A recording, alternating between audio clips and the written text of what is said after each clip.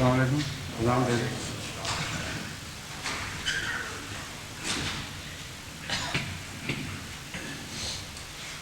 اللہ اکبر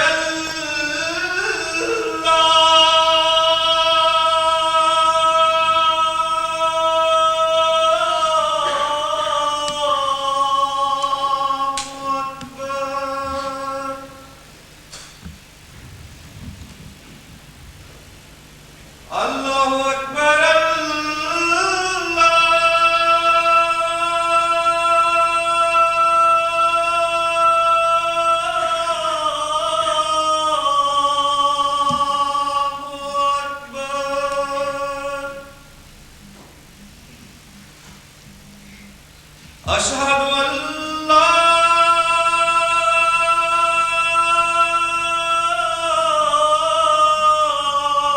الہ الا اللہ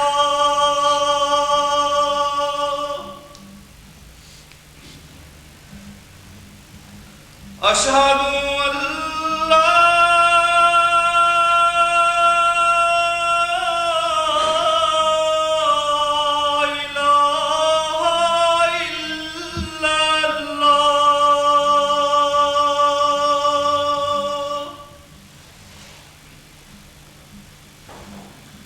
اشہد ان محمد رسول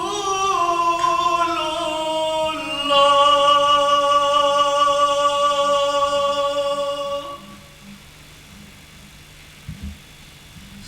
اشہد ان محمد رسول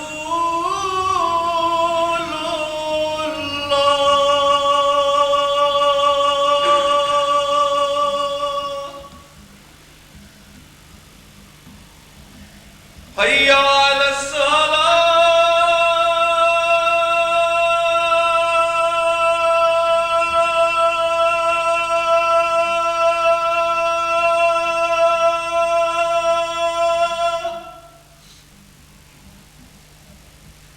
حي على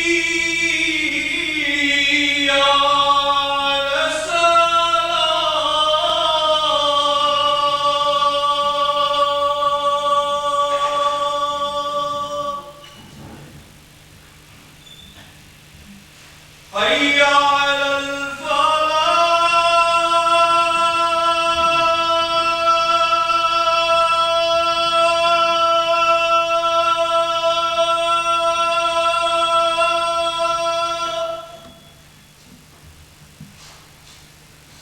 حي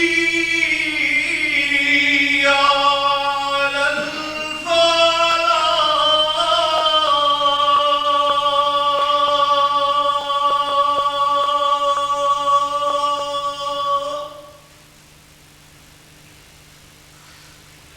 اللہ اکبر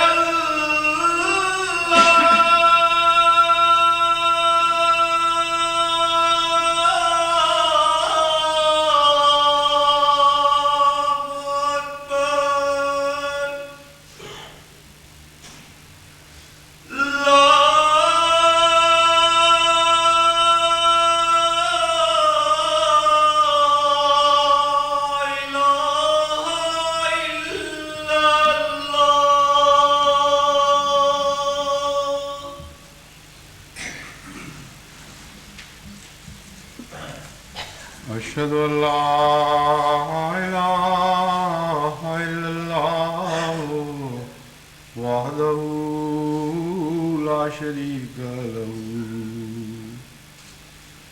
واشهد ان محمدا عبده ورسوله اما بعد فاعوذ بالله من الشيطان الرجيم بسم الله الرحمن الرحيم الحمد لله رب العالمين الرحمن الرحيم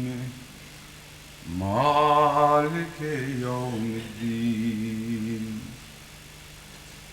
إياك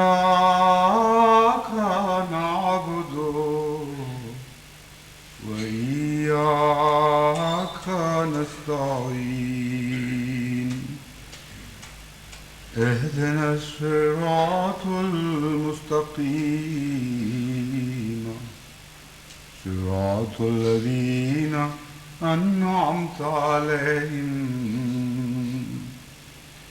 غير المغضوب عليهم ولا الضالين.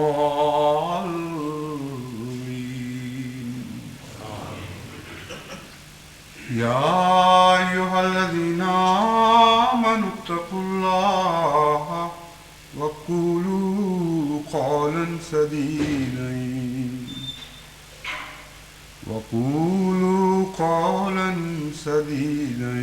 يصلح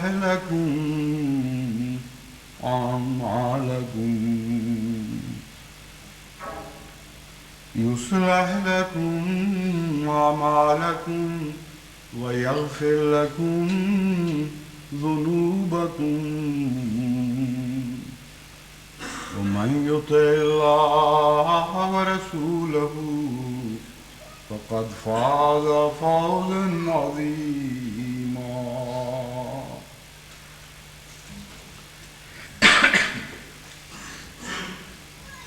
قرآن کریم سے پتہ چلتا ہے کہ جس طرح عبادت اور دعوت اللہ کا صبر کے ساتھ ایک گہرا تعلق ہے، اسی طرح اصلاح اعمال کا قول سدید کے ساتھ ایک گہرا تعلق ہے۔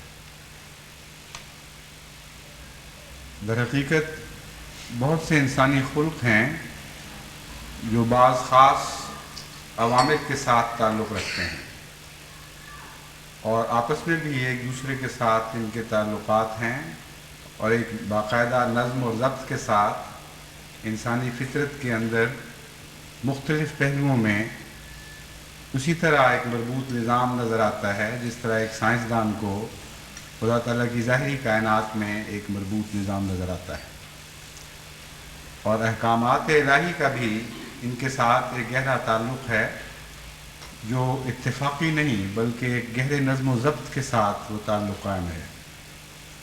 قرآن کریم کے مطالعے سے پتہ چلتا ہے کہ تمام الہی کتب میں سب سے زیادہ نظم اور ضبط کے ساتھ اس تعلق کو قرآن کریم نے ظاہر فرمایا اور حیرت انگیز طریق پر ان مخفی اسرار کو روشن کیا جو پہلی قوموں سے بھی کی نظر سے بھی اوجھل تھے اور پہلے مذاہب نے بھی ان کو اس طرح ابھار کر پیش نہیں کیا۔ مثلا یہی آیت جس کی میں نے تلاوت کی ہے، اس میں قول سدید کا جس طرح اعمال صالحہ کے ساتھ تعلق جوڑا گیا ہے، میری نظر میں کوئی اور ایسی الہی کتاب نہیں جس نے اس طرح قول سدید کو اعمال صالحہ کے ساتھ جوڑا ہو۔ اور امر واقعہ یہ ہے کہ اتنا گہرا تعلق ہے قول سدید کا اعمال صالحہ کے ساتھ کہ اس تعلق کو نظر انداز کرنے کے نتیجے میں بہت کثرت کے ساتھ معاشرے میں برائیاں پھیل جاتی ہیں، اور اس کا علم نہ ہونے کے نتیجے میں علاج کی سمجھ نہیں آتی کہ علاج کیسے کیا جائے۔ اس کا تعلق نصیحت کرنے والے سے بھی ہے اور اس سے بھی ہے جس کو نصیحت کی جاتی ہے۔ سب سے پہلے تو نصیحت کرنے والوں کو مخاطب کرتے ہوئے میں سمجھاتا ہوں کہ جب تک آپ کی نصیحت میں قول سدید نہ آ جائے اس وقت تک آپ کی نصیحت اعمال صالحہ کی ترغیب دینے میں ناکام رہے گی، اصلاح احوال میں ناکام رہے گی، کیونکہ قرآن کریم فرماتا ہے قولوا قولا سدیدا یصلح لکم اعمالکم۔ تم اگر اعمال کی اصلاح چاہتے ہو تو پہلے صاف اور سیدھی بات کرنا تو سیکھو، باتوں میں پیچ رکھتے ہو، کجی پائی جاتی ہے، نیتیں کسی اور سمت میں رواں ہوتی ہیں، بات کسی اور سمت میں چل رہی ہوتی ہے، مقصد کوئی اور بیان کیا جاتا ہے اور بات کسی اور ڈھب پہ کی جاتی ہے، ملائمت بھی بات میں ملتی ہے، بظاہر ملامہ کاری بھی ہوتی ہے، نیک نیتوں کا ادعا بھی ہوتا ہے، لیکن اس کے اندر بعض دفعہ ایسی چھریاں پوشیدہ ہوتی ہیں جو کاٹتی ہیں اور نصیحت کرنے والے کو اور بھی زیادہ متنفر کر کے دور ہٹا دیتی ہیں۔ اور یہ بالارادہ ضروری نہیں کہ بالارادہ ہو، بلکہ بسا اوقات بغیر ارادے کے یہ کام ہوتا چلا جاتا ہے اور لوگ محسوس نہیں کرتے کہ کیوں کوئی نصیحت یا کسی معاشرے پر کیوں کوئی نصیحت اثر انداز نہیں ہوتی۔ اور نیک لوگوں میں بھی یہ بات پائی جاتی ہے، بدوں میں تو اتنی کھل کر پائی جاتی ہے کہ اس کی کسی وضاحت کی ضرورت نہیں ہے۔ اور جماعت احمدیہ کے کارکن چونکہ خدا کے فضل سے عمومی طور پر تقویٰ کے اعلیٰ معیار پر قائم ہیں، اس لیے میں ان کو بتانا چاہتا ہوں کہ وہ بھی اس کمزوری میں ملوث ہو جاتے ہیں اور ان کو علم نہیں ہوتا۔ مجھے چونکہ مختلف دنیا کے کونے کونے سے جماعت کے کارکن اپنی مشکلات سے آگاہ کرتے رہتے ہیں اور جو دقتیں ان کو پیش آتی ہیں ان سے مطلع رکھتے ہیں، اس لیے مجھے نسبتاً زیادہ آپ کے مقابل پر یہ سہولت حاصل ہے کہ میں اندازہ کر سکوں کہ ہماری جماعت میں کارکنان کس رنگ میں نصیحت کرتے ہیں اور کیسی کیسی مشکلات ان کو درپیش ہیں۔ پہلی مشکل جیسا کہ میں نے بیان کیا ہے خود ان کی ہی پیدا کردہ ہے۔ وہ بات میں بعض دفعہ پیچ رکھتے ہیں، بعض دفعہ سختی کرتے ہیں، بعض دفعہ تان پایا جاتا ہے، بعض دفعہ نیکی کا مخفی تکبر ہوتا ہے۔ ایک کمزور انسان کو اس کی کمزوری پر مطلع کرتے وقت ایسا انداز پایا جاتا ہے جس سے گویا یہ جتانا مقصود ہو کہ تم میں یہ بات ہے اور مجھ میں نہیں، تم مالی قربانی اس رنگ میں پیش کرتے ہو، میں اس رنگ میں پیش کرتا ہوں، میں خدمت دین کر رہا ہوں، تم خدمت دین کو ٹھکرانے والے ہو، تم مجھے گھر پر پھیرے ڈلواتے ہو، حالانکہ میں خدا کی خاطر خدا کے نام پر یہ کام کرنے کے لیے تمہارے پاس آیا تھا۔ یہ اور اس قسم کی بہت سی باتیں، ان میں سے ہر بات قول حدیث سے ہٹی ہوئی ہے۔ مثلا یہ کہنا کہ میں تو خدا کی خاطر تمہارے گھر کے پھیرے ڈالتا ہوں اور تم آگے سے یہ سلوک مجھ سے کر رہے ہو، تمہارا کیا حال ہے؟ یہ اصولاً قرآن کریم کے اصول کے مطابق ایک ٹیڑھی بات ہے جس کا حقیقت حال پر اگر آپ غور کریں تو اصلاح سے کوئی تعلق نہیں، بلکہ گناہگار کرنے والی بات ہے۔ اسی مضمون کو قرآن کریم میں ایک دوسری جگہ یوں بیان فرماتا ہے، قُلْ لَا تَمُنُّوا عَلَيَّ إِسْلَامَكُمْ، کہ ان سے کہہ دے کہ مجھ پر اپنا اسلام نہ جتایا کرو۔ اگرچہ یہ دوسرا رخ ہے لیکن بنیادی طور پر کمزوری وہی ہے۔ یعنی بعض لوگ حضرت صلی اللہ علیہ وآلہ وسلم کی خدمت میں حاضر ہو کر آپ پر بھی اپنا اسلام جتایا کرتے تھے۔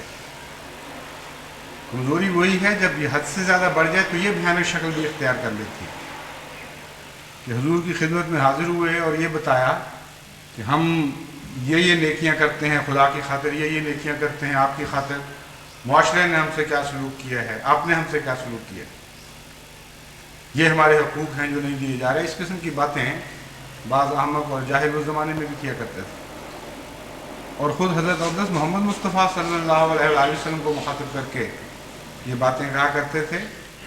اور حضرت اقدس محمد مصطفیٰ صلی اللہ علیہ وآلہ وسلم کی طبیعت میں اتنی حیا تھی کہ یہ سننے کے باوجود بھی جواب نہیں دیتے تھے۔ یہی وجہ ہے کہ اللہ تعالیٰ نے آپ کی طرف سے جواب دیا اور حکماً فرمایا کہ ان کو بتا دو، لا تمنوا علیہ اسلامکم، اگر تمہارا اسلام ہے تو تمہاری خاطر ہے، اگر خدا کی خاطر تم یہ کام کرتے ہو تو میری ذات پر تمہارا کوئی احسان نہیں، اس لیے اپنی نیکیاں خدا سے مانگو، اپنی نیکیوں کا اجر خدا سے مانگو اور اسی پر تمہارا حق بنتا ہے۔ مجھے یا میرے غلاموں کو کیا آ کر بتاتے ہو کہ ہم نے یہ کیا اور ہم نے وہ کیا؟ بس یہ اسی بنیادی کمزوری کی بگڑی ہوئی صورت ہے۔ ایک آدمی جب خدا کے نام پر یہ عہد لے کر نکلتا ہے گھر سے کہ میں رضائے باری تعالیٰ کی خاطر جماعت کی خدمت کے لیے نکلا ہوں، اور اپنے لیے نہیں بلکہ خدا کے نام پر ایک نیک کام کے لیے اپنی جھولی پھیلا رہا ہوں، تو اس کو پھر ان سب باتوں کے لیے تیار رہنا چاہیے۔ اس کی دل شکنیاں بھی ہوں گی، لیکن ہر دل شکنی اگر وہ خدا کی خاطر صبر سے قبول کرے اس کا درجہ بڑھانے والی ہے۔ ہر دفعہ جب وہ کسی در سے لوٹایا جائے گا، ایک ایک قدم پر خدا اسے اتنے ثواب عطا فرمائے گا کہ بعض لوگوں کی عمر بھر کی نیکیاں بھی اس طرح ثواب حاصل نہیں کر سکتی، مگر نیتیں صاف ہوں اور بات سیدھی ہو۔ جب بھی کوئی انسان خدا کی خاطر نکلتا ہے تو قول سدید یہ ہے کہ اس کا کسی پر احسان نہیں، نہ جماعت پر کوئی احسان ہے، نہ اس شخص پر کوئی احسان ہے جس سے وہ کوئی نیک توقع رکھ کر گھر سے نکلا ہے، جسے کوئی نیک بات کہنے کے لیے گھر سے نکلا ہے۔ جب یہ روح انسان اختیار کر لے اور اپنے نفس کا پوری طرح تجزیہ کر کے اپنی نیتوں کو صاف کر کے گھر سے نکلے تو اس کے منہ سے کوئی کڑوی بات نکل ہی نہیں سکتی۔ جب بھی اس کی مخالفت ہوگی خدا کے نام پر، اس کے دل میں ایک عجیب سرور کی لذت پیدا ہوگی، سرور کی کیفیت پیدا ہوگی، ایک ایسی روحانی لذت پیدا ہوگی کہ باہر کی دنیا کا انسان اس کا تصور بھی نہیں کر سکتا۔ وہ سوچ رہا ہوگا کہ اس بیچارے کو کیا پتا کہ میرے اور میرے خدا کے درمیان کیا راز و نیاز ہو رہے ہیں اس وقت۔ اس بیچارے کو کیا پتا کہ اس کا ہر دھتکارنا مجھے اپنے سب سے زیادہ پیارے آقا کے نزدیک معزز کرتا چلا جا رہا ہے۔ وہ جو کائنات کا مالک ہے مجھے اس کے قریب کر رہا ہے، تو کون سا نقصان کا یہ سودا ہوا ہے؟ اللہ ہی کے ہاتھ میں عزتیں ہیں، اللہ ہی کے ہاتھ میں ذلتیں ہیں۔ امر واقعہ یہ ہے کہ خدا کے نام پر نکلے ہوئے انسان کو جب کوئی ذلیل کرتا ہے تو اللہ تعالیٰ اس کو عزت بخشتا ہے، اسے زیادہ محبت اور پیار کی نظر سے دیکھتا ہے۔ پھر اس کا کیا حق ہے کہ دوسرے پر احسان جتائے یا کوئی کڑوی بات اسے کرے؟ ایک چیز دو سمتوں میں نہیں بیچی جاتی۔ یہ ہو نہیں سکتا کہ آپ ایک چیز کسی ایک اور شخص کو فروخت کر کے پھر کسی دوسرے سے بھی اس کے پیسے وصول کرنے کی کوشش کریں۔ تو قول سدید کا تقاضا ہے کہ پہلے یہ فیصلہ کریں کہ آپ نے اپنی قیمت کس سے وصول کرنی ہے، اپنے رب سے یا اس شخص سے جس کو محض خدا کی خاطر آپ سمجھتے ہیں یا ادعا کرتے ہیں کہ محض خدا کی خاطر کوئی نیک بات کہنے کے لیے نکلے ہیں۔ یہ صرف مالی امور سے تعلق رکھنے والی بات نہیں۔ نمازوں کی نصیحت کرنے کے لیے میں نے گزشتہ خطبے میں تلقین کی تھی، وہاں بھی یہی مسئلہ آپ کو درپیش آئے گا۔ عبادت کے لیے آپ کہیں گے کسی کی خاطر، اس سے تو کچھ مانگ بھی نہیں رہے، لیکن بسا اوقات بہت سی کڑوی باتیں سننے میں آئیں گی۔ اس وقت دل گردہ اپنا مضبوط کریں، اور صبر کا جیسا کہ میں نے بتایا ہے بڑا تعلق ہے عبادت کے ساتھ۔ نہ صرف یہ کہ ہمت نہیں ہارنی اور صبر کے ساتھ اس پر قائم رہنا ہے، بلکہ اپنے ذہن میں یہ بات صاف کر لیں کھلی کہ جس ذات کی خاطر آپ یہ کام کر رہے ہیں، آپ کی ساری نیکی اور سارا اجر اس سے ملنا ہے۔ نہ جماعت پر کوئی احسان ہے، نہ اس شخص پر کوئی احسان ہے جسے آپ نصیحت کرتے ہیں۔ اس لیے اس پر اپنی نیکی کی برتری جتانا بھی ایک گناہ بن جاتا ہے۔ اگر اس رنگ میں آپ اس سے بات کریں کہ بے نمازی خدا کا خوف نہیں کرتے اور کیا مرداروں والی زندگی بسر کر رہے ہو، ایسا بھی لوگ کہہ دیتے ہیں۔ ایک مرحوم عیسیٰ صاحب بزرگ ہوا کرتے تھے، لاہور کے، بہت دلچسپ باتیں کیا کرتے تھے۔ ان کی ایک کسی سے گفتگو ہو گئی نماز کے مسئلے پر، تو گفتگو کے دوران جب بحث تیز ہو گئی تو ایک نے دوسرے کو یہ کہا کہ تو ایسا بے نمازی ہے کہ جب تک خدا تجھے یہ نہ کہے کہ اٹھو سورہ نماز پڑھ، اس وقت تک تو نماز ہی پڑھو۔ اب ان کی چونکہ عادت تھی سخت کلامی کی، ان صاحب کی، اس لیے انہوں نے उठो सूरा नमाज पर, खुदा की तरफ भी मंसूब कर दिया। ऐसी नसीहतें तो रद्द अमल पैदा करती हैं। गुस्सा गुस्से के बच्चे पैदा करता है, तलख बात दिल में तलखी पैदा करती है और उस नेकी से भी महरूम कर देती है जो उस तलख बात के अंदर लिपटी हुई है। एक बुरी चीज़ भी अगर आप खूबसूरत कागज़ में लपेट कर पेश करें तो उसके कबूल होने का ज़्यादा इम्कान है बनिस्बत अच्छी बात के जिसे बुरे कागज़ में लपेट कर पेश करें। चुनांचे कुरान करीम से पता चलता है कि हसना बात हसन तरीक़ पर पेश होनी चाहिए, खूबसूरत बात खूबसूरत रंग में पेश होनी चाहिए। हज़रत सल्लल्लाहु अलैहि वसल्लम ने भी नमाजों की तलकीन फरमाई है, लेकिन ऐसा दर्द पाया जाता है, ऐसा प्यार है उस तलकीन में, ऐसा तसलसल है, ऐसा सब्र है कि हैरत होती है देखकर। कामिल हुस्न किसी ने देखना हो तो हज़रत अब्दुस मोहम्मद मुस्तफ़ा सल्लल्लाहु अलैहि वसल्लम की सुन्नत में देखें और हैरत अंगेज़ तौर पर उन लोगों को जो दुनिया में डूबे पड़े थे उनको खुदा वाला बना दिया और देखते देखते उनकी काया पलट दी।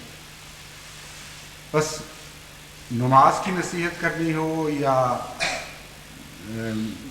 चंदों की तरफ बुलाना हो, खुदा के लिए कुर्बानी के लिए तहरीस पैदा करनी हो, जो भी शक्ल हो, आप कौले सदीद के बगैर उसमें कामयाब नहीं हो सकते।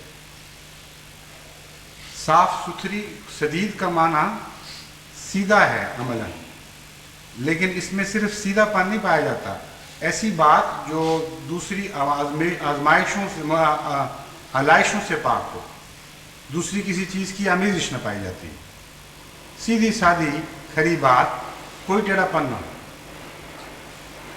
उसमें एक बड़ी कुव्वत पैदा हो जाती है, उसमें एक अजमत पैदा हो जाती है और गैर मामूली तौर पर कामयाबियां नसीब होती हैं।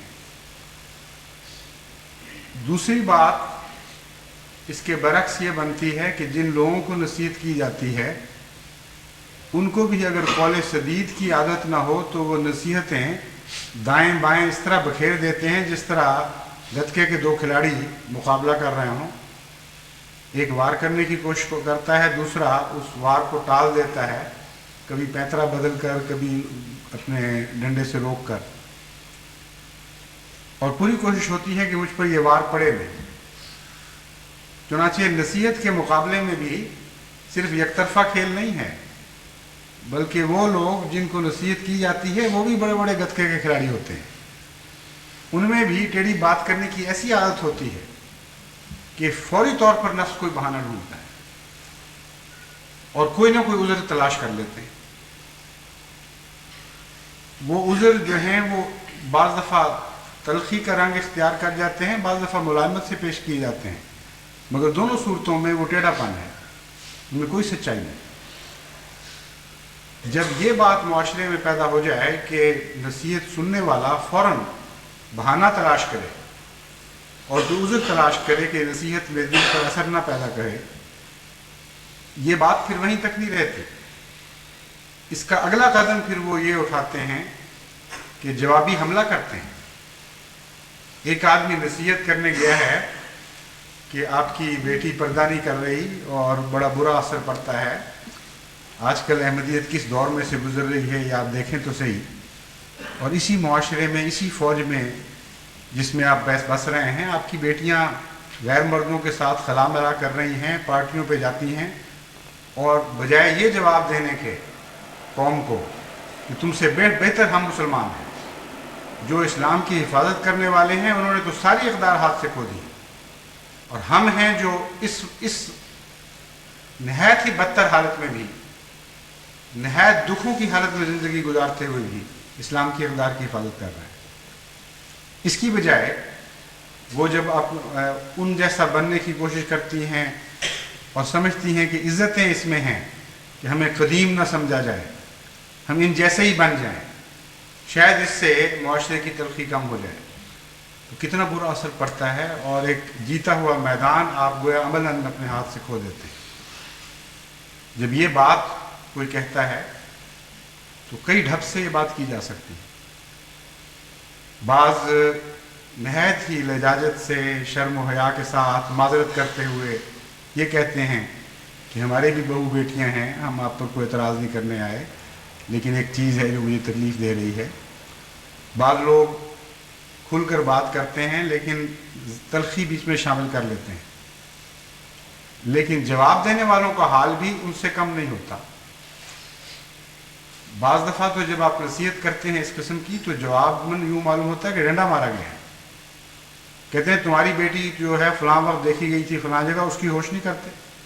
तुम्हारी फूफी ने ये किया, तुम्हारी माँ ने ये किया, तुम्हारी बहन ने ये किया, और आए हो मुझे नसीहत करने के लिए। तो दोनों तरफ से एक दुनियावी मुकाबला तो शुरू हो जाता है। नेकी के साथ ना नसीहत करने वाले का ताल्लुक़ रहता है, ना नसीहत सुनने वाले का ताल्लुक़ रहता है। देखना यह है कि अगर बात हक है तो उस पर क्या रद्द अमल होना चाहिए। कौल सदीद करने वाले का रद्द अमल ये होगा कि वो कहेगा मैंने सुन लिया है, मुझे इल्म है, या मुझे इल्म नहीं था तो आपने बता दिया, और आप भी दुआ करें, मैं भी दुआ करता हूँ, और कोशिश करते हैं और मशवरा करते हैं किस तरह उस बच्ची की इस्लाह की जाए। ये कौल सदीद है। लेकिन जो इत्तलाएँ मुझे मिलती हैं बदकिस्मती से अक्सर सूरतों में नसीहत करने वाले ने कम अक्ली से काम लिया होता है और बात को टेढ़ा करके पेश की होती है, और नसीहत सुनने वाला ऐसा खौफनाक रद्द अमल दिखाता है गोया उसकी ज़ात पर हमला किया गया है, उससे नसीहत नहीं की गई। नतीजतन मुआशरा और बुराइयों से भरने लगता है। तान व तशनी, मुकाबले, एक दूसरे से इनाद, ये ख्याल कि इस शख्स ने मेरे मुतल्लिक ये बात कही है और भी की होगी, वह मुझे मुआशरे में बदनाम करता है, मैं इसके अंदर कीड़े निकालूँ, मैं इसकी बुराइयां लोगों को बताऊँ। तो अजीब नसीहत है कि जो मुआशरे को बुराइयों से पाक करने की बजाय मज़ीद बुराइयां भरती चली जाती हैं। इसलिए नसीहत करने वाले पर जहाँ ज़रूरी है कि वो भी कौल सदीद से काम ले, वहाँ नसीहत सुनने वाले का भी ये काम है कि गौर करे कि आखिर ये शख्स क्यों मुझे कह रहा है। अगर वो यकीन भी रखता हो कि बदनीयत से कह रहा है तो बात पर गौर करे कि बात सच्ची है या नहीं सच्ची। अगर बात सच्ची है तो बदनीयत का कहना हो या अच्छी नीयत का कहना हो उसके फ़ायदे में है, इसलिए अच्छी बात को कबूल करना चाहिए। हाँ, हज़रत सल्लल्लाहु अलैहि वसल्लम फरमाते हैं अल हिकमतो ज़ालतुल मोमिन, हिकमत की बात तो मोमिन की गुमशुदा ऊँटनी की तरह है, वो जहाँ से भी मिलेगी उसे कबूल करना होगा, और कबूल किया जाता है। ये तो नहीं कहता कोई कि किसी दुश्मन की तरफ से मुझे ऊँटनी मिली है, मेरी ऊँटनी थी मगर दुश्मन ने दी है इसलिए मैं नहीं लूँगा। तो नसीहत की बात भी हिकमत की बात होती है, और उसे मोमिन को अपनी समझ कर कबूल करना चाहिए। ये बीमारी बदकिस्मती से अमूमन मस्तूरात में ज़्यादा पाई जाती है, और लजना की रिपोर्टों में इस किस्म की शिकायत निस्बतन ज़्यादा मिलती हैं।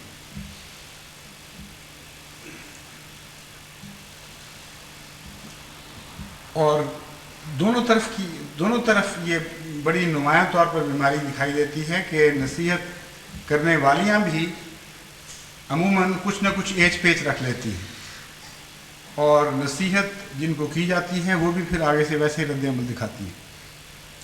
मसलन पर्दे के सिलसिले में रिपोर्टें मिलती हैं और बाज़ इत्तलाएँ तकलीफ़ देती हैं कि बाज़ ख़ानदानों में जहाँ पहले पर्दा शुरू किया गया था अब वो समझते हैं कि अब देखभाल की नज़र दूर हो गई है, इसलिए बेशक बेपरवाह हो जाएं, और बाज़ बच्चियाँ वापस आकर पर्दों में फिर बाहर निकलनी शुरू हो गई।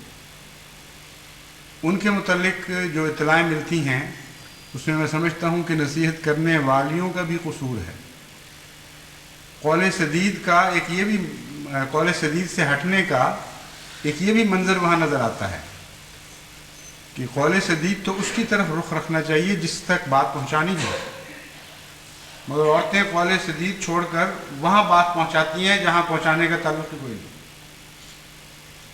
यानी कौल सदीद का ये भी मानना है कि निशाना सीधा हो तुम्हारा, जिससे ताल्लुक़ है उस तक बात पहुँचाओ, یہ مطلب تو نہیں کہ بے تعلق جگہوں پہ بات پہنچانے شروع کرو، ہر طرف تیر چلے سوائے نشانے کے۔ اور بسا اوقات یہ ہوتا ہے کہ مہینوں گزر جاتے ہیں، وہ بدی بڑھ رہی ہوتی ہے، اس تک پہنچ کر اسے ہمدردی کے ساتھ نصیحت کرنے والا کوئی نہیں ملتا، اور سارے معاشرے میں یہ باتیں شروع ہوتی ہیں کہ دیکھو فلاں کی بیٹی ہے، فلاں ہے، فلاں ہے، فلاں عہدیدار سے اس کا تعلق ہے اور اس طرح بے حیائی کر رہی ہے، اسے کوئی نہیں روکتا۔ نتیجتاً اس کا دورہ نہیں بلکہ کئی گنا زیادہ گناہ ہو رہا ہوتا ہے ایسی بات کرنے والے کو۔ اول تو جس مقصد کی خاطر نصیحت ہونی چاہیے یا تنقید ہونی چاہیے، اس مقصد کا اس تنقید سے کوئی بھی تعلق نہیں رہتا۔ دوئم، معاشرے میں مایوسی پیدا ہوتی ہے، فحشا پھیلتی ہے، لوگ یہ ظن کرنے لگتے ہیں کہ بعض عہدیدار دوسروں کو نصیحت کرتے ہیں، اپنے بچیوں کو نصیحت نہیں کرتے، دوسروں کے اوپر باتیں کرتے ہیں اگر وہ کرتے ہوں تو، اور اپنوں کی ان کو کوئی فکر نہیں۔ اور یہ جو تبصرہ ہے اگر درست بھی ہو تو جو برائی میں ملوث ہے نہ اس کو پہنچ رہا ہے نہ اس عہدیدار کو پہنچ رہا ہے جس کے متعلق باتیں ہو رہی ہیں، اور جن تک پہنچتا ہے وہ یہ سمجھتے ہیں کہ ہاں پھر کھلی چھٹی ہے، اگر یہ ہوتا ہے تو پھر چلے پھر اسی طرح، پھر ہم کیوں کریں اس طرح۔ گویا کہ حسن کا نمونہ پکڑنے کی بجائے بدی کا نمونہ پکڑنے کا رجحان معاشرے میں پھیلنے لگتا ہے، اور یہاں بھی چونکہ نصیحت قول سدید سے ہٹ گئی ہے، اس لیے دیکھ لیجئے کہ اچھائی کی بجائے برائی پیدا کر دی، معاشرے سے خرابی دور کرنے کی بجائے اس میں ایک بدی کا اضافہ کر دیا، بلکہ کئی بدیوں کا اضافہ کر دیا، اور غیبت کے نتیجے میں جو الگ گناہ ہے ایک بدی کا وہ بھی کمایا جاتا ہے۔ تو قول سدید کا اتنا گہرا تعلق ہے نصیحت سے کہ کسی پہلو سے کسی صورت میں بھی اس کو آپ بھلا نہیں سکتے، اگر بھلائیں گے تو شدید نقصان پہنچے گا۔ جس شخص سے تعلق ہے بات کا، سب سے پہلی اہم بات یہ ہے کہ اس تک پہنچائی جائے، اور پہنچائی اس طریق پر جائے کہ وہ یہ نہ سمجھے کہ کوئی شریکے کا غصہ اتار رہا ہے، کوئی اور بدلہ اتارا جا رہا ہے مجھ سے، یا نیچا دکھایا جا رہا ہے۔ 1 2 3 4 5 جتنی دفعہ بھی ممکن ہو کوئی شخص اس کو ملے اور محبت اور پیار اور ادب کے ساتھ اس کو علیحدگی میں بتائے کہ آپ کے اندر یہ کمزوری ہے جو اچھی بات نہیں، اور ہر ایک اس طرح کرنے کی کوشش کرے جو بھی اس کے ماحول میں بستا ہے۔ پھر دیکھیں کہ کتنا عظیم دباؤ پیدا ہو جاتا ہے معاشرے کی طرف سے۔ زندگی ایسے شخص کی بدمزہ ہو جاتی ہے جسے ہر طرف سے نصیحت مل رہی ہو، اسے اپنی بدی کا مزہ نہیں آتا کسی طرح۔ امر واقعہ یہ ہے کہ بدی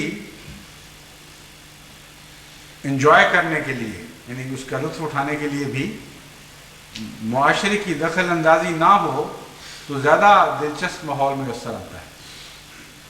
چنانچہ جن معاشروں میں بدیاں خوب لذت کے ساتھ مگن ہو کر کی جاتی ہیں، اس معاشرے کا ایک دوسرا پہلو یہ ہے کہ وہ ایک دوسرے میں دخل نہیں دیتے، بالکل ایک دوسرے کو روکتے نہیں ہیں۔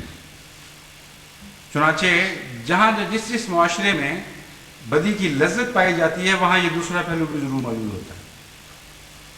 یورپ آپ کے سامنے پڑا ہے، امریکہ آپ کے سامنے ہے، دیگر قوموں میں بھی، صرف یورپ امریکہ کا اب سوال نہیں رہا، جن کو پسماندہ قومیں کہتے ہیں ان میں بھی یہ بات پھیل گئی ہے کہ بدی کو کہ مزے لوٹو، لیکن اس شرط کے ساتھ کہ کوئی دوسرا اس میں دخل نہ دے، کسی کا حق ہی کوئی نہیں آپ کو کچھ کہنے کا۔ کیوں اس بات کی احتیاط کی جاتی ہے؟ اس لیے کہ بدی کا مزہ ختم ہونا شروع ہو جاتا ہے اگر کوئی دوسرا کہنا شروع کر دے کہ آپ نے نہیں کرنا، یہاں تک کہ آدمی بیدار ہو جاتا ہے، کہتا ہے دفع کرو اس چیز کو۔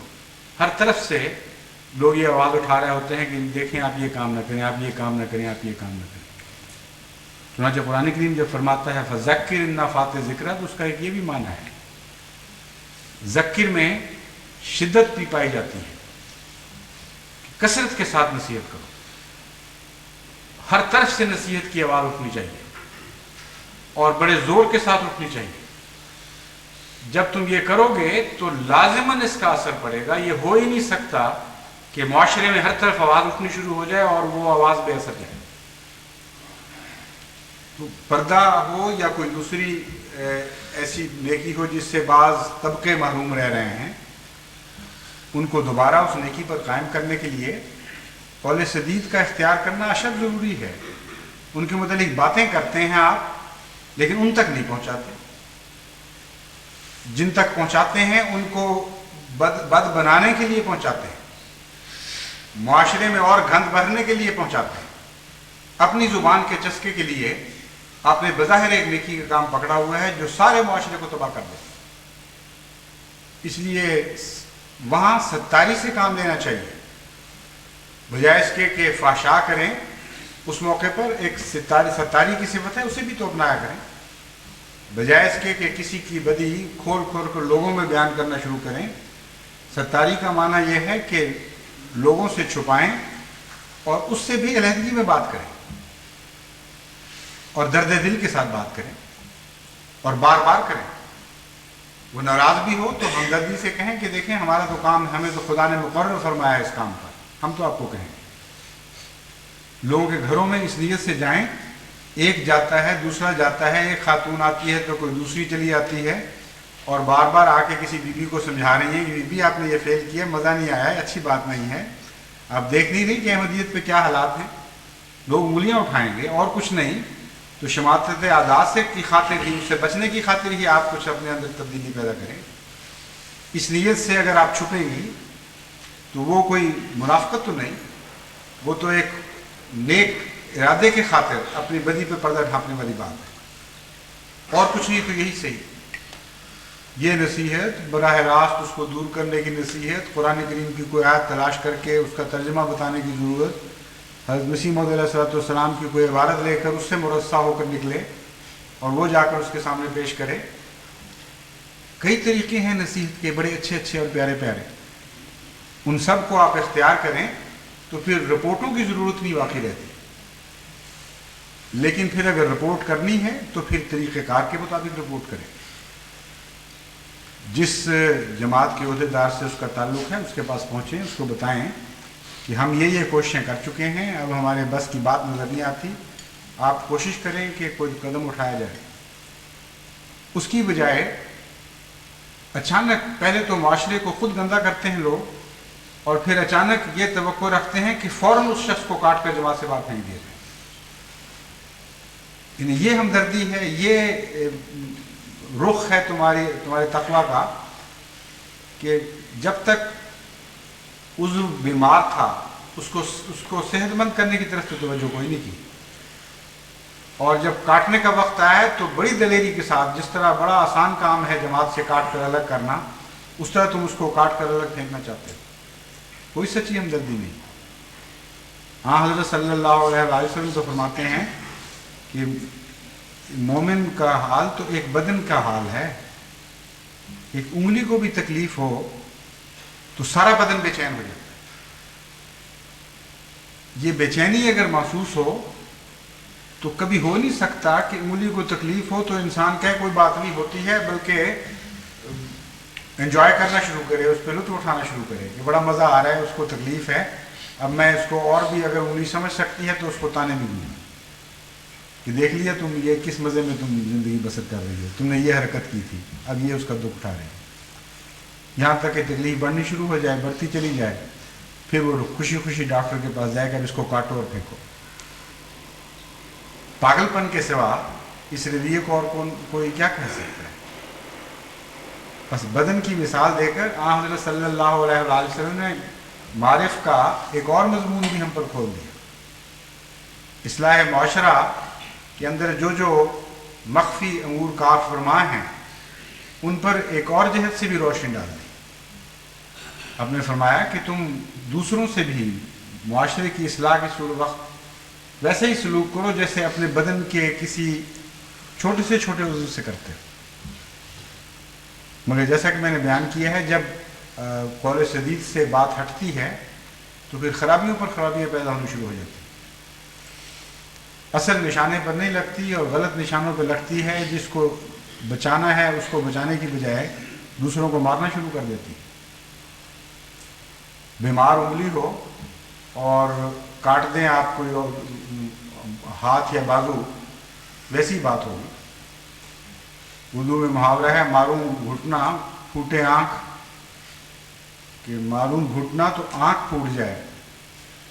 मतलब ये है कि नीयत किसी और चीज़ की करूं और नुकसान किसी और जगह ज़ाहिर हो जाए। तो ऐसी नसीहतें तो इसी किस्म का असर दिखाती हैं कि जिस जगह जिस बीमार हिस्से की इस्लाह मकसूद हो उसकी तो नहीं कर सकती, और जो सेहतमंद हिस्सा बेचारा बचा हुआ था उसको बीमार कर देती। लेन देन के मामलात हैं, उनमें भी यही कैफियत है। अक्सर लेन देन के मामलात में खराबियों की जड़ टेढ़ी बात है। जब दो आदमी मिलकर एक काम करते हैं या कोई लेन देन का मामला करते हैं तो शुरू में ही टेढ़ी बातें हैं, मुलम्माकारी की बातें हैं जो आइंदा खराबियों की बुनियाद डाल देती हैं। और जब मामला हद से गुजर जाता है फिर वही मुतालबे दोनों तरफ से शुरू हो जाते हैं कि अब इसको काटो और फेंको। ये अच्छा अहमदी मुआशरा है जिसमें इस किस्म के लोग पाए जाते हैं। हमरे वाक़या ये है कि बसा औक़ात खराबी दोनों तरफ होती है, सिर्फ एक तरफ नहीं होती। एक शख्स लालच देता है धोखा देकर, दूसरा अमदन समझते हुए कि ये तरीक़ेकार इस्लाम में जायज़ नहीं है, उस लालच को कबूल कर लेता है। चुनांचे लेन देन के बहुत से ऐसे मामलात हैं जिनमें दोनों तरफ की ऐसी खराबियां मौजूद हैं। एक फरीक अपने आप को कुल्लियतन मासूम समझ रहा है, हालांकि ये दुरुस्त नहीं होता। मसलन कई मामलात हैं, एक मैं मिसाल आपको खोल कर बताता हूँ। एक शख्स आया है, वो कहता है मेरे साथ तिजारत करो और मैं तुम्हें 25% या 40% सालाना मुनाफा दूंगा। अब जाहिर बात है कि 40% देना सालाना और उसका ना मुनाफा रखना, ये धोखे के सिवा कुछ नहीं है। जब फिक्स्ड है प्रॉफिट, जब मुअय्यन हो गया नफ़ा, तो उसको नफ़ा कहने का तो फिर हक़ ही नहीं बाकी रहता, उसको तो सूद कहा जाता है इस्लामी इस्तिलाह में। मुद्दत मुअय्यन हो गई, नुकसान का कोई एहतमाल बाकी नहीं छोड़ा, रकम मुअय्यन हो गई और मुनाफा नाम रख दिया। अब कोई दूसरा आदमी जो जानकर भोला बन जाए और मुनाफा कहकर इसको कबूल कर ले और बाद में मुकदमे लेकर जमात के पास आ जाए कि मुझसे तो बड़ा धोखा हो गया है, वो बड़ा शरीफ आदमी बनता था और इस तरह मेरा मुनाफा खा गया है, तो तकवा से काम नहीं लेता। उसको सोचना चाहिए कि मुनाफा क्या, तुमने सूदखोरी की खातिर एक बहाना ढूंढा था और तुम्हारी इस बदी से फ़ायदा उठाया उसने। अगर तुम्हें तकवा होता तो उसी वक्त तुम समझ जाते कि ये मामला गलत है। उसको कहते कि इस उसूल पर मैं हरगिज़ काम करने के लिए तैयार नहीं। अगर मुनाफा होता है तो मुनाफा होगा, अगर नुकसान होता है तो नुकसान होगा, और मैं ऐसे ज़राए इख्तियार करूँगा कि मेरा रुपया तुम्हारे पास महफूज रहे। ये चीज़ ज़राए को महफूज करना और अक़ल से काम लेना और ऐसी ज़मानतें तलब करना जिससे रुपया नुकसान में न जाए, ये तभी पैदा हो सकती है अगर नफ्स इंसान को धोखा न दे। 25% या 40% की लालच ऐसा मगलूब कर देती है आदमी को कि आदमी समझता है कि अगर यहाँ मैंने सौदाबाजी की तो ये फिर मुझे छोड़ देगा, किसी और के पास चला जाएगा। इसलिए अमलन अपने नुकसान के इक़दामात वो खुद कर लेता है शुरू में ही, और इस बात की हिम्मत नहीं पाता कि उससे खुलकर ज़मानतें तलब करे। चुनांचे जब ये मामला आगे बढ़ता है तो लाज़िमन इस मामले ने बदी पर मुंतज होना है, क्योंकि आगाज़ ही बदी है इसका। और जब हो जाता है तो फिर दोनों फरीक जमात से अपने हक़ में फ़ैसले चाहते हैं, और अगर हक़ में किसी के फ़ैसला ना हो तो कहता है देख लो ये इंसाफ है। हर मामला जिसकी आप छानबीन करेंगे, हर मामला जिसकी तह तक उतरेंगे, वहाँ आपको कौले सदीद से हटना दिखाई देगा। पहला कदम हट जाता है कौले सदीद से तो रुख बदल जाता है मामले का, मकसद गंदा हो जाता है, रुख ही तब्दील हो जाता है। इसलिए उसके अच्छे नताइज का सवाल ही पैदा नहीं होता फिर। इसलिए लेन देन के मामलात हों उसमें भी कौले सदीद ज़रूरी है और छानबीन करनी चाहिए। ये दुरुस्त है कि गुज़श्ता चंद सालों में खुदा ताला के फजल से ایسی شکایتیں کم ہو گئی ہیں، لیکن ہیں ابھی تک، اور اس فضا میں یہ بہت ہی زیادہ تکلیف دیتی ہے۔ پہلے بھی دیتی تھی، لیکن اب تو بہت ہی زیادہ حیرت ہوتی ہے کہ یہ دن ہیں کوئی احمدیوں کے آپس میں لڑنے کے یا بدمعاملگیاں کرنے کے؟ آپس میں معاملات درست کرو، اپنے خدا کے ساتھ معاملے درست کرو، تقوی سے کام لو۔ بعض نیکیاں بعض دنوں میں عام فائدہ دیتی ہیں، مگر بعض دنوں میں بہت ہی زیادہ فائدہ دیتی ہیں۔ اسی طرح بعض بدیاں ہیں جو عام دنوں میں ایک نقصان رکھتی ہیں، لیکن بعض دنوں میں بہت ہی زیادہ نقصان رکھتی ہیں۔ چنانچہ قرآن کریم سے پتہ چلتا ہے کہ یہودیوں کی بعض بدیاں جو سبت کے دن وہ کرتے تھے، وہ غیر معمولی طور پر خدا تعالیٰ کی نظر میں آئی، اور قرآن کریم نے بار بار ان کا ذکر فرمایا کہ سبت کا دن جو خاص عبادت کا دن تھا، اس میں وہ لوگ ان بدیوں میں ملوث ہوتے تھے۔ تو بعض زمانے ہوتے ہیں وہ بھی یہی تقدس اختیار کر جاتے ہیں، جیسے سبت کا تقدس تھا کسی زمانے میں، یا جمعہ کا تقدس ہے۔ ان زمانوں میں خصوصی احتیاط کی ضرورت ہے۔ عام حالات میں بھی معاملات کو خوش اسلوبی سے نبھانا اور صاف ستھرا رکھنا ایک مومن کا خاصہ ہونا چاہیے، لیکن ان حالات میں بدمعاملگیاں تو بہت ہی زیادہ تکلیف دہ صورت پیدا کر دیتی ہیں۔ پھر معاشرے کے اندر جو دکھ ہیں میاں بیوی کے تعلقات میں یا بچوں کے اور ماں باپ کے تعلقات میں، وہ بھی اس لائق ہیں کہ ان کی طرح جماعت خصوصی توجہ دے۔ بہت سی شکایات ایسی ملتی ہیں، بعض ماؤں کی طرف سے ہیں، بعض باپوں کی طرف سے ہیں، اپنے بچوں کے متعلق یا اپنے بہو بیٹیوں کے متعلق۔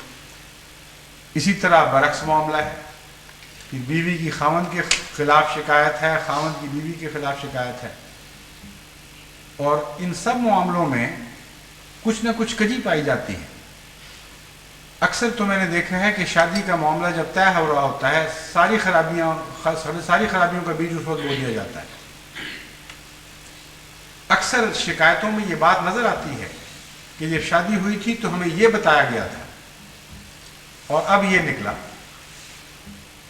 کبھی بیوی شکایت کرتی ہے، کبھی خاوند یہ شکایت کرتا ہے کہ فلاں بیماری ہم سے چھپائی گئی، اب جب یہ گھر آئی تو پتہ لگا کہ اس بیماری میں ملوث ہے، اور یہ ایسی چیز ہے جو میری طبیعت اس کو برداشت نہیں کر سکتی، میں کیا کر سکتا ہوں۔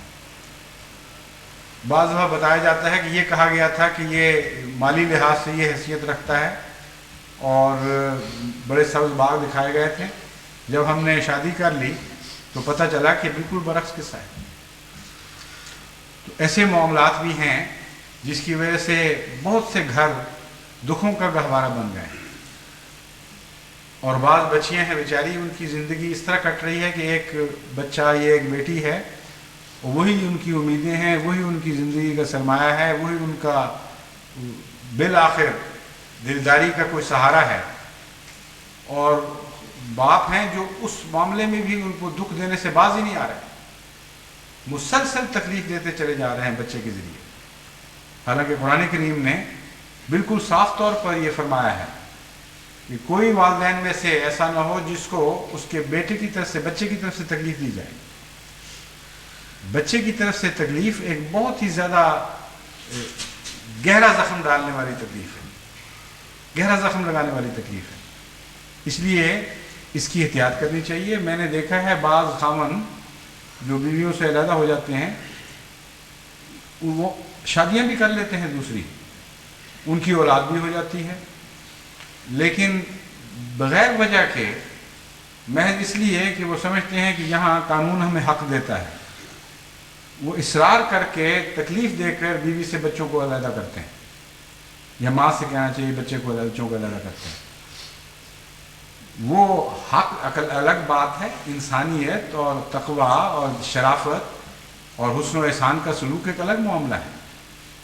قاضی کے سامنے جب یہ معاملہ جائے گا تو بعض دفعہ قاضی مجبور ہوگا قانوناً یہ فیصلہ دینے پر، لیکن صرف انصاف کا معاملہ تو کوئی چیز نہیں ہے۔ قرآن کریم انصاف پر کہاں ٹھہرتا ہے؟ قرآن کریم تو اس کو انصاف کے مضمون سے نکل کر حسن و احسان کے مضمون میں داخل کر دیتا ہے معاشرے کو۔ قرآن کریم تو حسن و احسان کے مضمون سے آگے قدم بڑھا کر اطاع ذی القربیٰ کے مضمون میں داخل کر دیتا ہے معاشرے کو۔ وہ ساری باتیں بھول جاتے ہیں آپ اس وقت، یہ بھول جاتے ہیں کہ آپ کا ایک مستقبل ہے، آپ کے دل لگانے کے سامان ہیں، آپ کے اور ذرائع ہیں۔ اس بیچاری کے پاس کچھ بھی نہیں رہا، اس کے ساتھ حسن سلوک کیا جائے۔ ہاں، اگر نیکی اور بدی کا معاملہ ہو، اگر یہ خطرہ ہو کہ وہ عورت شریعت کے معاملے میں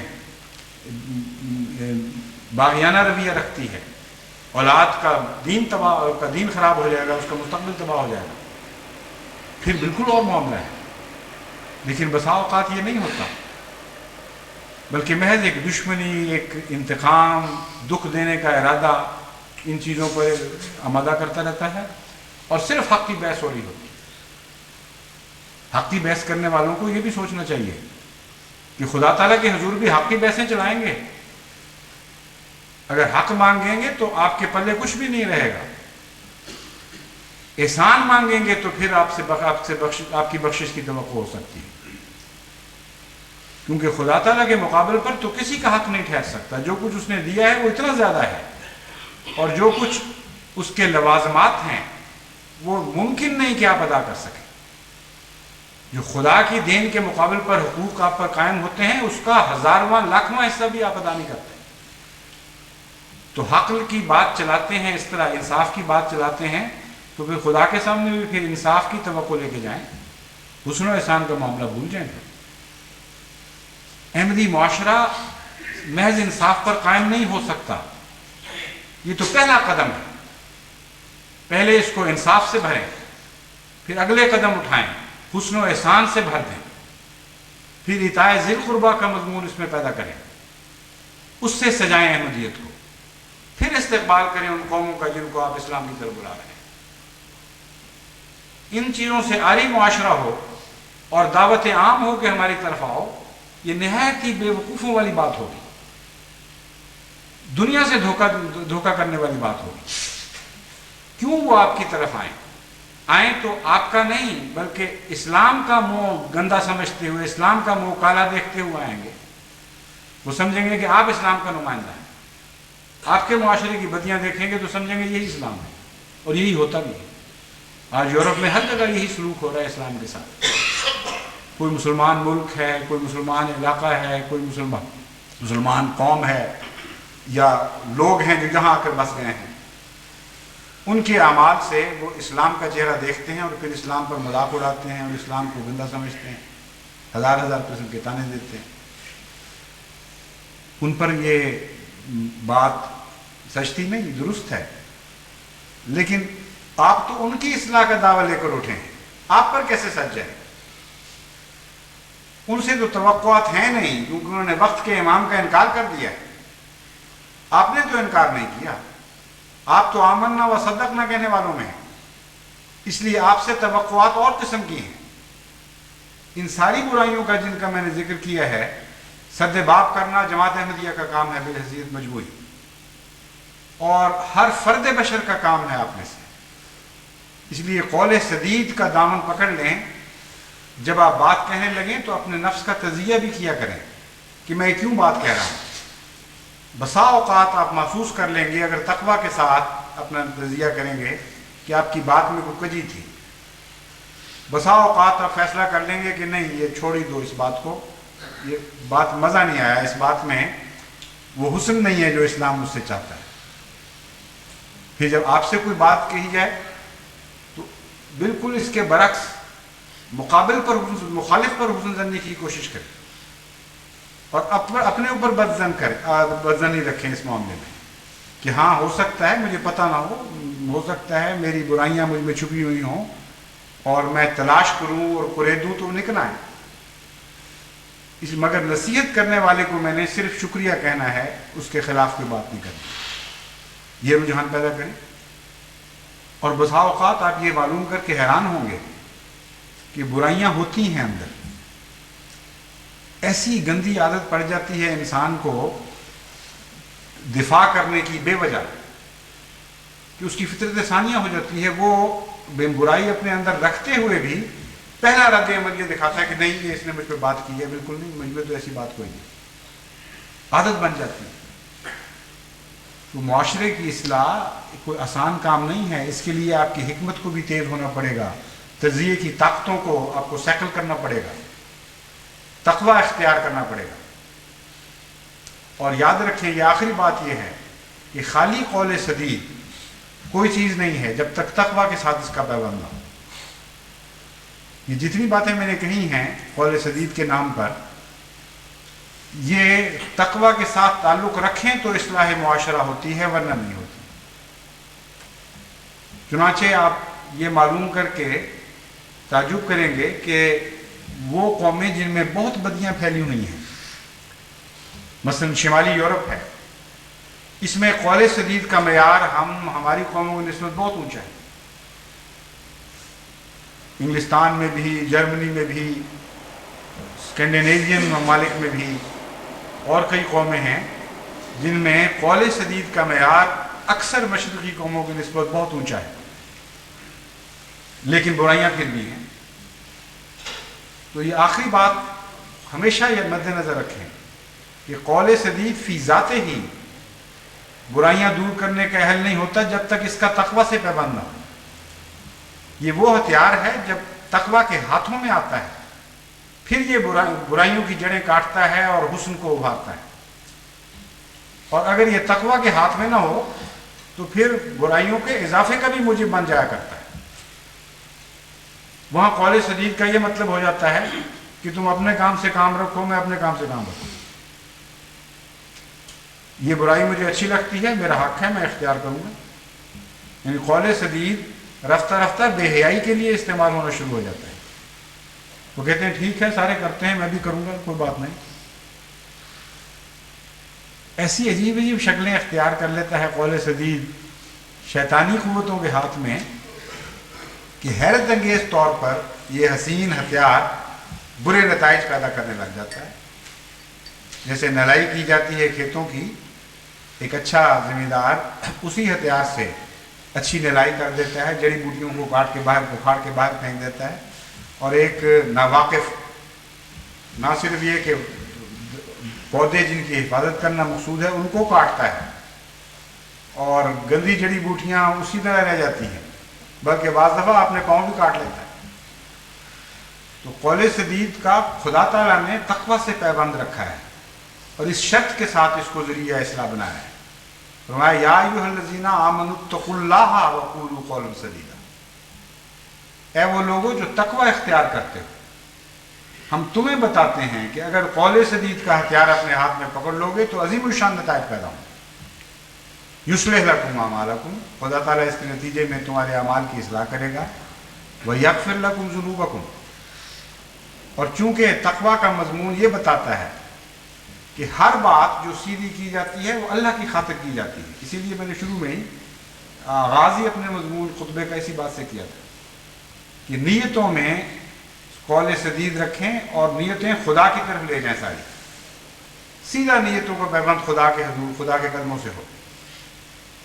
یہی مضمون ہے جو قرآن کریم بیان فرما رہا ہے کہ اے وہ لوگوں جو تقوی رکھتے ہو، جن کی ہر بات خدا کی خاطر ہوتی ہے، جن کی ہر بات اس خوف سے ہوتی ہے کہ خدا ناراض نہ ہو جائے، تم اگر قول سدید اختیار کرو گے تو تم عظیم الشان نتائج تم دیکھو گے کہ معاشرے میں عظیم الشان نتائج پیدا ہو رہے ہیں، لیکن وہ تم نہیں کر رہے ہوگے۔ یصلح لکم اعمالکم، خدا تمہارے اعمال کی اصلاح کر رہا ہو۔ اس میں ایک اور نقطہ بھی ہم پر کھول دیا خدا تعالیٰ نے کہ خدا کے نام پر تقوی اختیار کر کے جو لوگ اصلاح کی کوشش کرتے ہیں ان کے ذہن میں کہیں دور کبھی یہ خیال نہیں آتا کہ ہم نے یہ بات کر دی، ہماری کوششوں سے یہ عظیم الشان تبدیلیاں پیدا ہو۔ ان کو یہی دکھائی دیتا ہے یصلح لکم اعمالکم کہ اللہ ہی ہے جو اصلاح کر رہا ہے، اور چونکہ ان کی انکساری اس مقام پر پہنچی ہوتی ہے، اس لیے امر واقعہ بھی یہی ہے کہ خدا تعالیٰ براہ راست اس بات کا ضامن ہو جاتا ہے کہ ان کے ہر فعل میں برکت پڑے، ان کی ہر نصیحت نیک اثر دکھائے، اور خدا تعالیٰ معاشرے کی اصلاح کا بیڑا خود اٹھا لیتا ہے۔ چنانچہ اس چھوٹی سی آیت میں اس عظیم الشان مضمون کو کس شان کے ساتھ بیان فرما دیا. فرمایا قول سدید تم کرو، اے متقیو قول سدید کا ہتھیار تم اٹھا لو، اور پھل دینے کا وعدہ ہم کرتے ہیں. یصلح لکم اعمالکم ویغفر لکم ذنوبکم، لیکن یصلح لکم اعمالکم کے نتیجے میں ایک حصہ پھر بھی باقی رہ جاتا ہے، یعنی گزشتہ بدیاں، گزشتہ کمزوریوں کا نقصان تو بہرحال پھر بھی ملنا چاہیے. اور انسان کے بس میں یہ تو ہو سکتا ہے اگر وہ کوشش کرے کہ میں کچھ اصلاح کر لوں، لیکن گزشتہ کمزوریوں کے بد نتائج سے وہ قوم کو بچا نہیں سکتا. چنانچہ اللہ تعالیٰ نے اس مضمون کو آگے بڑھایا، فرمایا کہ میں صرف تمہارے نیکی کے نتیجے میں، تمہارے صاف قول کے نتیجے میں، تمہارے تقوی کے نتیجے میں صرف اصلاح کا وعدہ نہیں کرتا، بلکہ میں احسان کا سلوک کروں گا، صرف عدل کا سلوک نہیں کروں گا. یغفر لکم ذنوبکم، خدا تعالیٰ تمہارے گزشتہ گناہ بھی بخش دے گا، تمہاری گزشتہ کمزوریوں کو بھی دور فرما دے گا. اور پھر آگے یہ خوشخبری دی، وَمَن يُطِعِ اللَّهَ وَرَسُولَهُ فَقَدْ فَازَ فَوْزًا عَظِيمًا، اور اگر تم اسی طرح خدا اور اس کے رسول کی اطاعت کرتے چلے جاؤ گے تو اتنی عظیم الشان ترقیات، اتنی عظیم الشان کامیابیاں تمہارے مقدر میں ہیں کہ ان کا تم تصور بھی نہیں کر سکتے. تمہاری نظریں کوہتاں ہیں ان کا اندازہ کرنے سے. عظیم ہیں وہ کامیابیاں. بس میں امید رکھتا ہوں کہ جماعت ان ساری معاشرتی خرابیوں کی طرف توجہ کرے گی، اور جس طرح کہ میں نے بیان کیا ہے تقوی کے ساتھ اللہ کو راضی کرنے کی خاطر، اور کسی پر احسان نہ رکھتے ہوئے، نہ افراد پر نہ جماعت پر، محض اپنی ذات پر احسان کرتے ہوئے خدا کی خوشنودی کی خاطر یہ کام شروع کریں. اور یہ کام ایسا ہے جو محض تنظیموں کا کام نہیں ہے، یہ تو ہر فرد بشر کو کرنا پڑے گا، ہر مرد کو کرنا پڑے گا، ہر عورت کو کرنا پڑے گا، اور ہر بچے کو بھی، جہاں تک اس کے بس میں. اللہ تعالیٰ نے اس کی توفیق عطا فرمائے.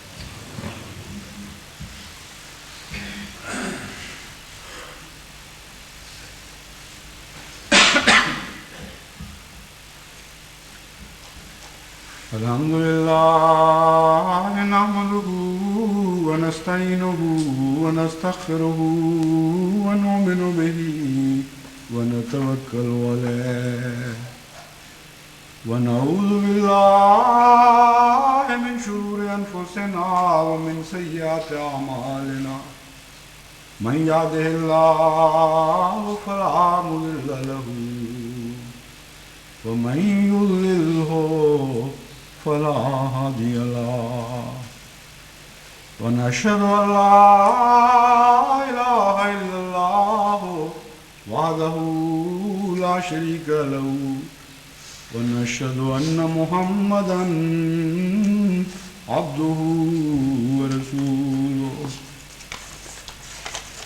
نماز جنازہ کے کچھ اعلان کرنے ہیں. نماز جمعہ اور اس کے بعد عصر کی نماز ساتھ چونکہ جمع ہوگی، اس لیے عصر کی نماز کے مان بعد چند نمازهای جنازہ غائب پڑھائی جائیں گی. ایک تو مکرمہ آمنہ بیگم صاحبہ اہلیہ مکرم چودھری محمد عبداللہ خان صاحب مرحوم سابق امیر جماعت کراچی کا جنازہ ہے. یہ ہمارے امیر جماعت لاہور جو موجود ہیں چودھری امیر رسول اللہ خان صاحب، ان کی والدہ چودھری فتح محمد صاحب رضی اللہ تعالیٰ عنہ کی بھاوجہ، اور چودھری فتح محمد صاحب سیال رضی اللہ تعالیٰ عنہ کی بیٹی، کئی رشتوں سے بہت ہی قابل احترام خاتون تھیں. ذاتی طور پر بھی بڑی نیکیوں سے مزین. ہمارے انگلستان میں آج کل چودھری ناصر احمد صاحب سیال رہتے ہیں، ان کی بھی ہمشیرہ تھیں. اور خاص ان کی ایک خوبی یہ تھی کہ بہت ہی خوش خلق، خوش مزاج، لیکن ساتھ قول شدید سے کام لینے والی. بعض لوگ یہ سمجھتے ہیں کہ قول شدید سے کام لیا جائے تو خشک بات کی جائے، اور بے مزہ بات کی جائے، لیکن یہ مطلب نہیں ہے قول سدید کا۔ اس لحاظ سے یہ بہت ہی اچھا نمونہ تھی کہ نہایت ہی طبیعت میں مزہ تھا اور بہت ہی ہر دل عزیز تھیں، لیکن قول سدید نہیں کبھی چھوڑا، اور قول سدید میں تلخی کی بجائے ایک انوکھا پن، ایک لذت پیدا کر دیا کرتی تھی۔ اس لیے اس لحاظ سے ان کو خاص امتیاز تھا۔ حضرت مسلم موعود مجھے یاد ہے کہ ان کی باتیں بہت سن لیتے تھے، کیونکہ وہ باتیں جو دوسروں کے لیے پہنچانی مشکل ہوتی تھیں یہ سیدھی پہنچاتی ضرور تھیں، باز نہیں آیا کرتی تھیں، لیکن ایسے حسن ادا کے ساتھ کہ حضرت مسلم موعود اس کو ہمیشہ ہنس کر خوشی سے قبول کیا کرتے تھے، خواہ وہ آپ پر ہی تنقید ہو۔ بہرحال بہت ہی نقصان پہنچا اس خاندان کو اوپر تلے۔ پہلے چودھری ظفر اللہ خان صاحب کا وصال ہوا، پھر ان کے چھوٹے بھائی چودھری اسد اللہ خان صاحب کا وصال ہوا، اب آپا آمنہ مرحومہ۔ اللہ تعالیٰ خاندان کو صبر جمیل کی توفیق عطا فرمائے، ان کے درجات بلند فرمائے، اپنے قدموں میں جگہ دے۔ ایک جنازہ ہے مکرمہ امت الرحیم صاحبہ اہلیہ مکرم Ghulam Mustafa Kalon, retired section officer, taxation officer Faisalabad کا۔ یہ بھی خدا تعالیٰ کے فضل سے مرحوم نیک مخلص خاتون اور موسیہ تھیں۔ ایک جنازہ مکرم کیپٹن شیر محمد صاحب کا ہے، جو ماڈل ٹاؤن لاہور میں بڑے اپنے نیک مزاج اور نیک اخلاق کی وجہ سے بڑے ہر دل عزیز تھے، بہت مخلص انسان تھے۔ ان کا بھی اطلاع ملی ہے، ان کی وفات ہو گئی ہے، ان کا بھی جنازہ ہوگا۔ ایک جنازہ تو وفات تو پہلے کی ہوئی ہے، لیکن ان کے بچے کا مجھے اب خط ملا ہے۔ رانا نذیر احمد صاحب یہاں جلسے پر تشریف لائے تھے، پھر آگے امریکہ اپنے بیٹے کے پاس چلے گئے اور وہیں ان کی وفات ہو گئی۔ تو ان کے بیٹے کا خط آیا ہے کہ چونکہ دیار غیر میں وفات ہوئی ہے اور اس لیے میری خواہش ہے کہ ان کے بھی نماز جنازہ پڑھائی جائے، یعنی نماز جنازہ غائب پڑھائی جائے۔ بہت مخلص آدمی تھے یہ بھی، اللہ تعالیٰ ان کو بھی بریک رحمت فرمائے۔ ایک دعا کا اعلان کرنا ہے کہ سکھر میں آپ کو علم ہے کہ ہمارے کئی مظلوم بھائی جو کلیتاً بے قصور ہیں، ایک جھوٹے سراسر جھوٹے بہتان کے نتیجے میں بڑی دیر سے جیل میں صورتیں برداشت کر رہے ہیں، اور یہ عجیب ہے دور بدقسمتی کا کہ کسی زمانے میں اگرچہ وہ معاملات فوج کی عدالت میں پہنچائے جاتے تھے جہاں انسان کو یہ فکر ہو کہ اگر دوسری عدالت میں گیا تو انصاف نہیں ہوگا، فوج سے انصاف مل جائے گا۔ اب الٹا دور چلا ہوا ہے کہ جہاں ظلم کرنا ہو پیچھے پڑ کر ان مقدمات کو فوج تک پہنچایا جاتا ہے۔ وہ سمجھتے ہیں سول عدالت سے اس طرح ظلم نہیں ہو سکے گا، اس لیے فوج کی عدالت میں پہنچایا جائے۔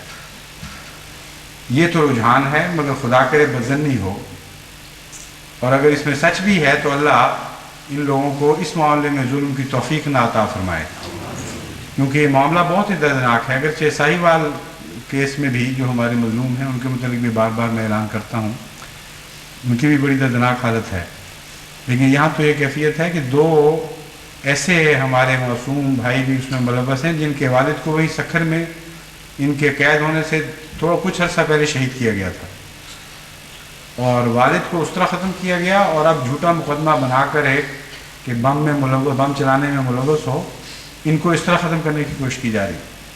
یعنی سنگینی اور صفاقی کی کوئی انتہا ہونی چاہیے، یہاں تو کوئی انتہا نظر نہیں آتی۔ اس لیے دعا کریں اللہ تعالیٰ حق و انصاف کے ساتھ معاملہ کرنے کی توفیق بخشے ان کو، اور اس قوم کی آنکھیں کھولے، یہ کہاں پہنچیں گے ظلم کرتے ہوئے۔ عباد اللہ رحمکم اللہ، ان اللہ یامر بالعدل والاحسان، ان اللہ یامر بالعدل والاحسان وایتاء ذی القربی وینہی عن الفحشاء والمنکر والبغی یعظکم لعلکم تذکرون، اذکروا اللہ یذکرکم وادعوہ ادعوه يستجب لكم ولذكر الله أكبر